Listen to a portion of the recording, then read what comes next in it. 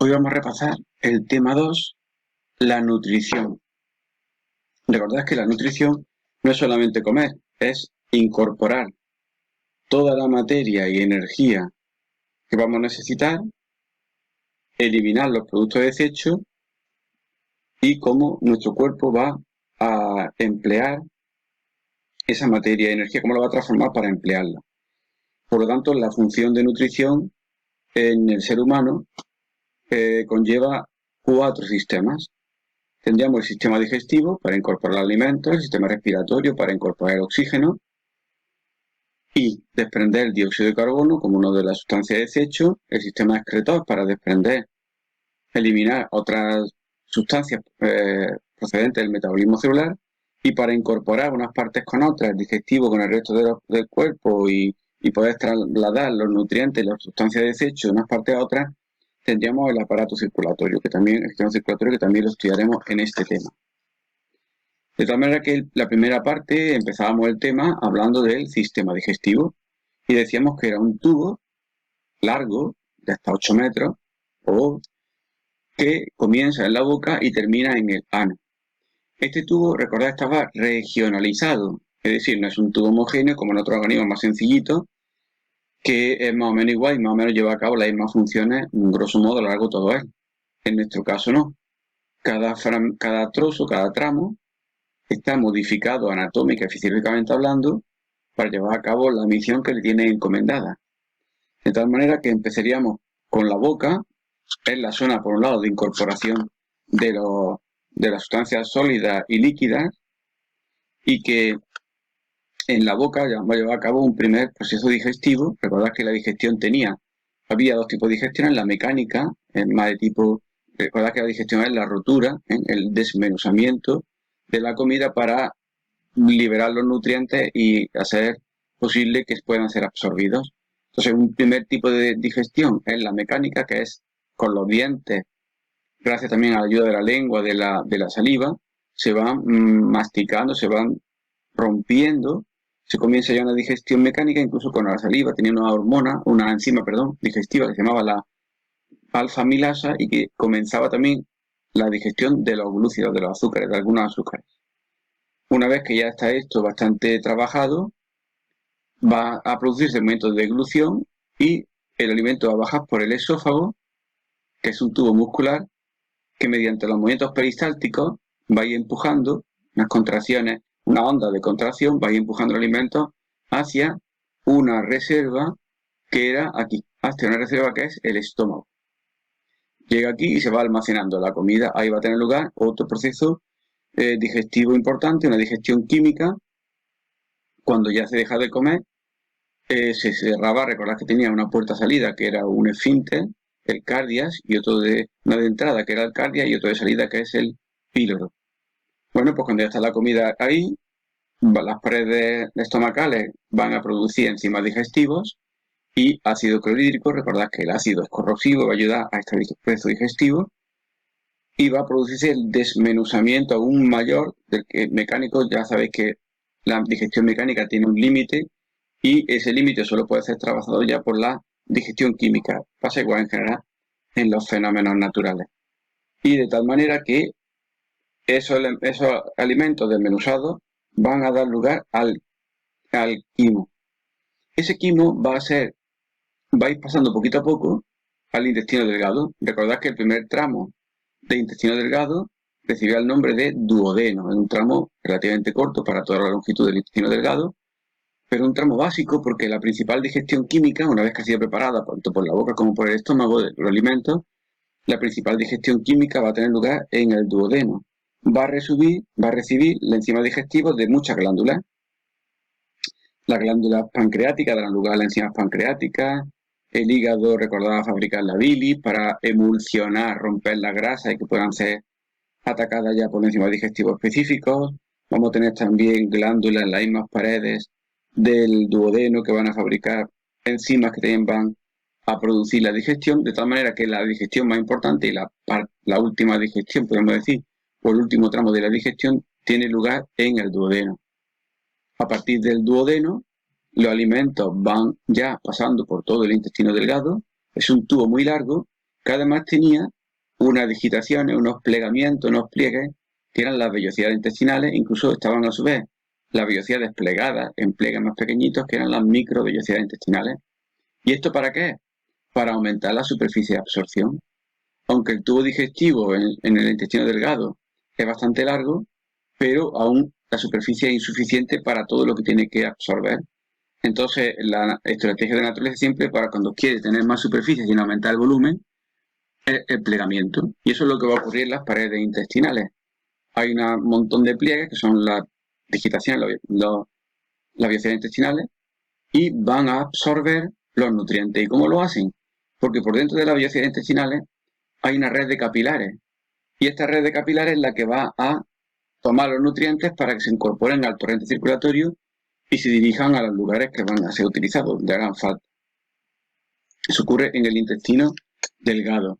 Uno de los pocos nutrientes que no se va a absorber en el intestino delgado es el agua. ¿Por qué? Se va a absorber ya en la parte final, que es el colon. Este tramo que va, el colon ascendente, el transverso, el descendente, el recto y ya el ano. ¿Y por qué no se absorbe hasta entonces? Pues porque como el tubo, el intestino delgado tiene que ser delgado para que los alimentos toquen las paredes, sean absorbidos los nutrientes, entonces si se le retirara el agua, dificultaría mucho lo que se llama la movilidad del alimento, es decir, la motilidad intestinal. Entonces se espera hasta el final, donde ya se produce un ensanchamiento, ahí se absorbe el agua, ya se van a producir ahí la concentración ya de los restos que no han sido absorbidos, la inmensa mayoría se ha absorbido antes, menos el agua, y alguna que otra vitamina que se va a fabricar aquí gracias también a unas bacterias que tenemos en simbiosis en nuestro cuerpo y se concentran ahí. Estas bacterias intestinales nos ayudan, por un lado, a defender el organismo de la entrada de otras bacterias que podían ser patógenas, que podían entrar por el ano y podían llevar a cabo una infección. Ellas, al defender su territorio, nos defienden a nosotros. Pero esas bacterias también fabrican sustancias de desecho, entre ellos los famosos gases, y que son producidas por las propias bacterias como resultado de su metabolismo celular. Y luego también fabrican sustancias, la mayor parte de desechos que eliminaremos con nuestras propias heces fecales, y otras pues que nos pueden venir bien como la vitamina K12. Y con esto más o menos hemos visto todo lo que era el sistema digestivo en cuanto a cómo funciona. En la siguiente página, recordad que me interesaba esta parte de aquí, solo esta parte de aquí, ¿vale?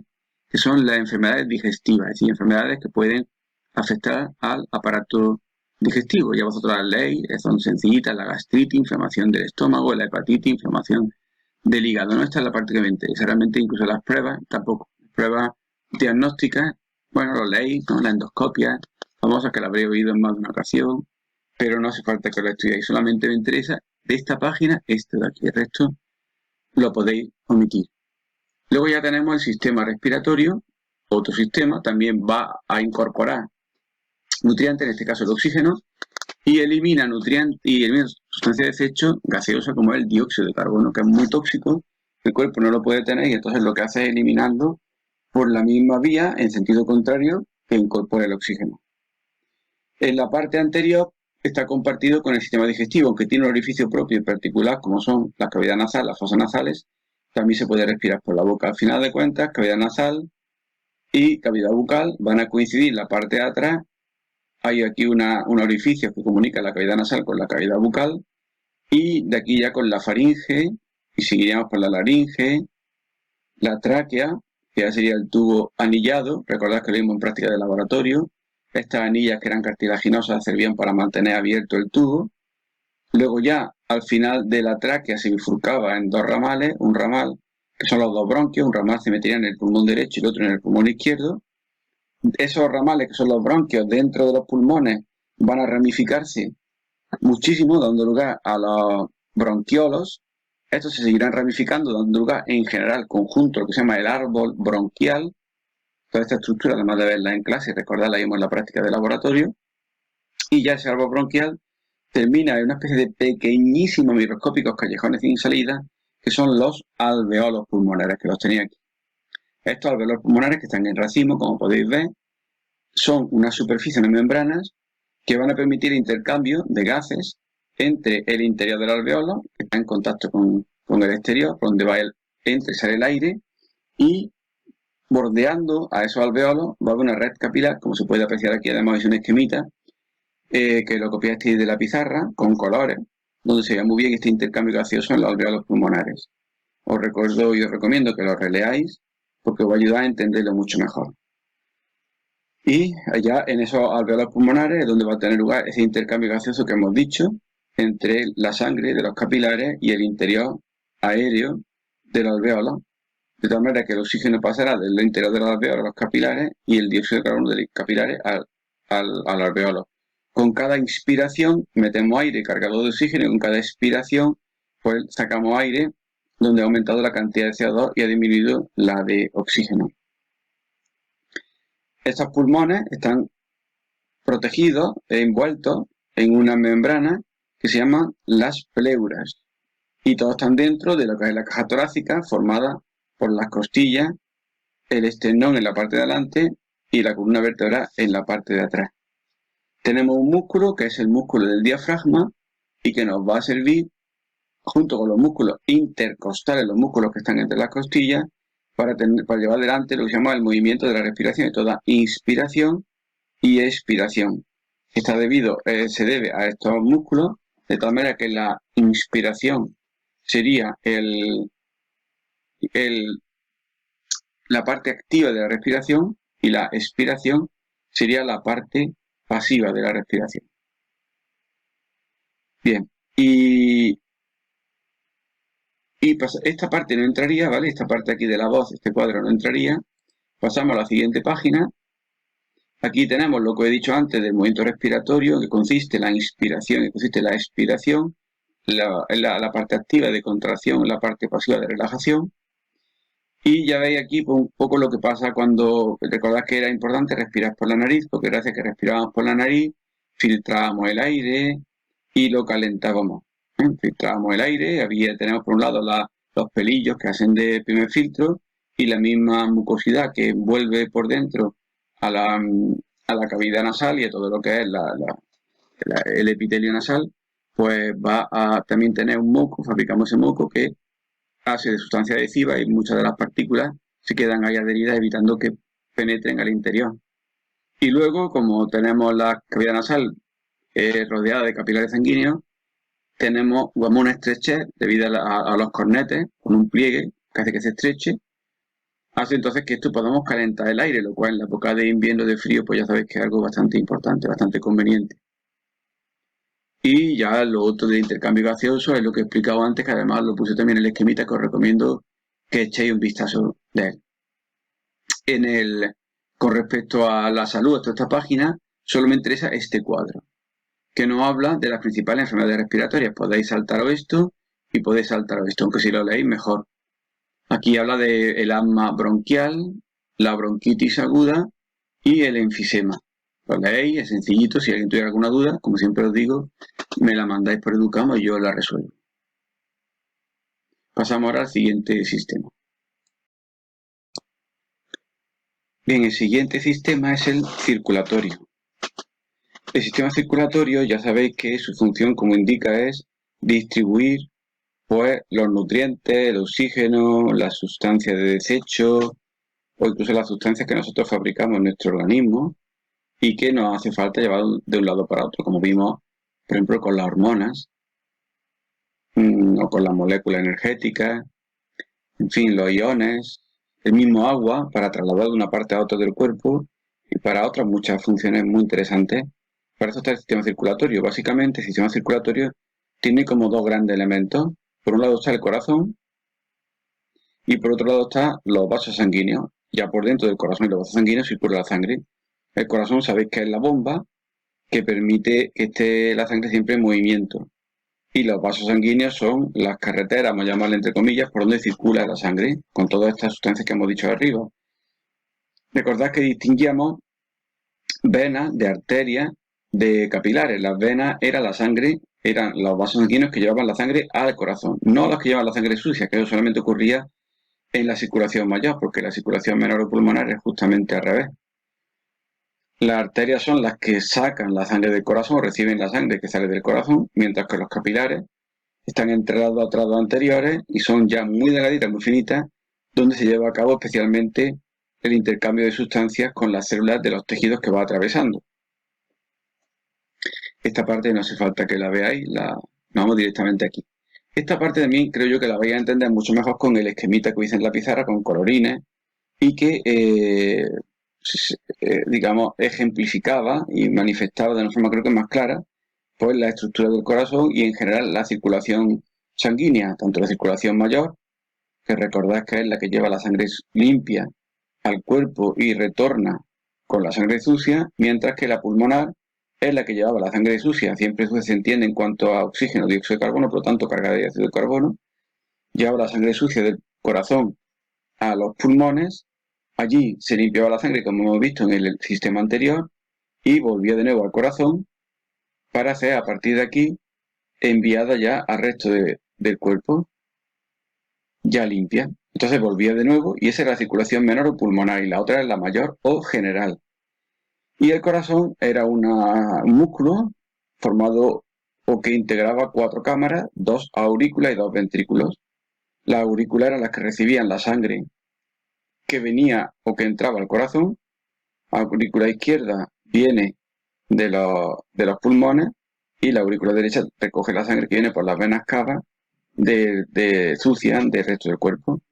De las aurículas pasaba a los ventrículos atravesando unas válvulas, cada una con su nombre, como os puse, y eso entra en el esquema, pasa a los ventrículos, de los ventrículos sale del corazón, o bien sale hacia los pulmones en la circulación menor, o sale al cuerpo ya con sangre limpia, a través de la arteria aorta a todo el cuerpo. De manera que la sangre que lleva, como he dicho, los vasos sanguíneos que lleva la sangre al corazón se llaman venas, pulmonar si viene de los pulmones, las venas cavas si viene del cuerpo, y las que saca la sangre del corazón se llaman arterias, pulmonar si va a los pulmones, o la vena cava si va al cuerpo. Ya visteis en el laboratorio también el corazón, fue una de las prácticas que quizás la práctica que más os atrajo en general. Vimos la estructura interna del corazón, la textura, como la parte izquierda es más gruesa que la parte derecha, las válvulas, también vimos que además de las 2 válvulas que separan la aurícula de los ventrículos, hay otras 2 que separan los ventrículos de la arteria, en fin, y vimos su nombre, en fin, ya vosotros lo vais recordando allí. En la página siguiente, bueno, aquí tenemos los movimientos del corazón, los 2 movimientos que tiene, de sístole y diástole, los veis. Y la sangre, ya recordad, es agua con sustancia disuelta y que además transporta células, que también hemos visto algunas células en un momento o en otro.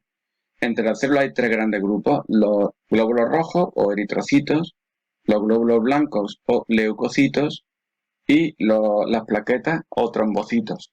Los glóbulos rojos, recordad, son rojos porque llevan hemoglobina.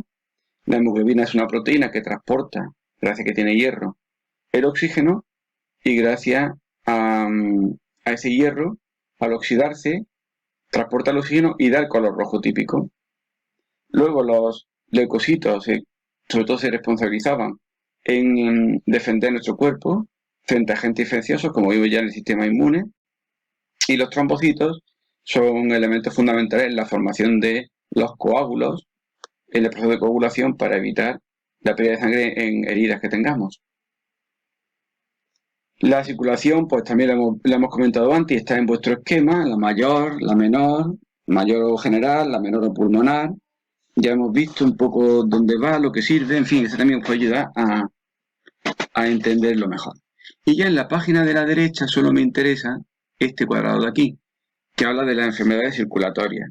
Nos describe el problema de la hipertensión arterial, de tener la tensión alta, la aterosclerosis o la acumulación de colesterol en las paredes de las arterias, que dificulta la circulación sanguínea y puede producir problemas graves, como ya sabemos, como los que pueden venir a continuación, como el infarto miocardio, una angina de pecho, que básicamente consiste en esto, en la obstrucción de alguna arteria, y entonces la sangre no llega a esa parte del corazón. Eso puede hacer que se resquebraje, tenga una herida, y entonces acompañado de dolores, sensación de angustia, etc. Luego la parte de las pruebas diagnósticas también no la podemos saltar. Como digo, esta página os podéis quedar solamente con la enfermedad circulatoria. Y ya nos vamos a la última parte del tema, que es el sistema excretor. Entonces, que la excreción es la eliminación al exterior de las sustancias de desecho, pero ojo, producidas por el cuerpo. Por eso no debemos de confundir la excreción, que es esto, con la defecación. La defecación no son, lo que eliminamos no son sustancias producidas por nosotros, sino lo que no hemos aprovechado del alimento. Nunca fueron nuestras, podríamos decir. Nunca las llegamos a absorber ni a formar parte de nuestro cuerpo, simplemente he pasado por el tubo y la hemos echado. Aunque os aprovecho para recordaros que las heces fecales también tenían más componentes, entre ellos parte de las bacterias que viven con nosotros, van saliendo también por ahí, podemos decir el excedente bacteriano, y también salen con las heces pues las células del tubo digestivo que se van descamando, que se van cayendo por la renovación natural que tiene lugar. Por lo tanto, la excreción y el sistema excretor sería la eliminación al exterior de las sustancias de desecho producidas como resultado de nuestro metabolismo celular. Algunas de ellas se eliminan, como hemos visto, pues, de la excreción por el aparato respiratorio, como el dióxido de carbono. También podemos eliminar algunas por el sudor, etcétera. Pero tenemos un aparato específico para eliminar la sustancia de desecho, que es el aparato urinario, como parte del sistema excretor. El elemento fundamental del aparato urinario, el que lleva a cabo la filtración de la sangre, son los riñones. Ahora veremos un poco cómo lo hacen. Esos riñones, que también tuvimos práctica de laboratorio y os animo a que recordéis la práctica, bueno, llega la sangre por la arteria renal, se mete dentro de los riñones, allí es limpiada, es filtrada, sale ya la sangre limpia por la vena renal. Esas sustancias, digamos ya de desecho que han sido filtradas, constituyen la orina. La orina va a salir por cada uno de los uréteres que salen del riñón, y estos uréteres van a desembocar cada uno de ellos en la vejiga urinaria, simplemente una zona de almacenamiento, es una capa musculosa, hueca, que va a recibir la orina, se va ensanchando a medida que va recibiendo orina, y cuando ya está muy ancha, la distensión, o sea, el estiramiento de las paredes, pues nos va a informar de que tenemos que ir al baño. Tenemos un esfínter y gracias a eso podemos controlar cuando queremos miccionar, es decir, eliminar la orina al exterior. Cuando ya queramos miccionar, esa orina va a salir por la uretra, que ya sabéis que es el tubo, ya uno solo, que va a ser el exterior, que es más corto en las mujeres que en los hombres, por eso tienen también más infecciones de vejiga las mujeres que los hombres, porque tienen que recorrer menos distancia las bacterias o la agente infeccioso en general. ¿Cómo es capaz el riñón de filtrar? Aquí lo tenemos. ¿Ven cómo es capaz un riñón de llevar a cabo el proceso de filtración? Bueno, pues recordad el esquema que os puse en la pizarra, y yo creo que ha ayudado bastante a entender esto. Fue un esquema, también con colorines, muy simplificado. Recordad que el elemento básico y fundamental que lleva a cabo la filtración se llaman las nefronas o nefrón. Aquí tenéis representada una nefrona, yo la simplifiqué para que pudiéramos entenderla mejor. Tenemos aproximadamente 1 millón de nefronas por cada riñón. Estas nefronas son las que va a llevar a cabo la filtración con un proceso que ya lo describí en el esquema. Tenemos la cápsula de Bowman, que englobaba al glomérulo, donde viene la sangre. Esa cápsula de Bowman era hueca, pasaba por ahí, se metía dentro del tubo renal o túbulo renal. Y ese túbulo renal va circulando, ahí se va fabricando la orina. De todas maneras, una vez que pasa la sustancia al túbulo renal, parte de ella, aquí lo estáis viendo, parte de ella hay que resolverlo, por eso hay una red de capilares sanguíneos que envuelven al túbulo renal y recupera parte de lo que se ha filtrado porque no se puede perder, entre ellos agua, y no solo agua. Luego, las nefronas convergían o desembocaban en el tubo colector, y ya los tubos colectores finalmente acababan desembocando la orina ya plenamente formada en la pelvis renal, y de la pelvis renal, como hemos dicho antes, salen del riñón hacia el uréter, vejiga urinaria, y de la vejiga urinaria a la uretra, de aquí al exterior. Con lo cual, con esto ya hemos visto ya el sistema excretor, y de la página siguiente solo me interesa, como siempre, la enfermedad del sistema excretor. El resto podéis perfectamente omitirlo, porque solo me interesa esa parte. El sistema excretor, con la insuficiencia renal, la cistitis, inflamación de la vejiga urinaria y sus paredes internas por una infección. Bueno, pues aquí tenéis el repaso que hemos hecho al tema. Os recomiendo, si queréis, que lo paréis determinados momentos, que lo volváis a poner partes que no se hayan podido quedar claras, y viéndolo poquito a poco. Y si no queréis ver el vídeo de un tirón, yo no voy a quitar los vídeos hasta que hagamos la recuperación.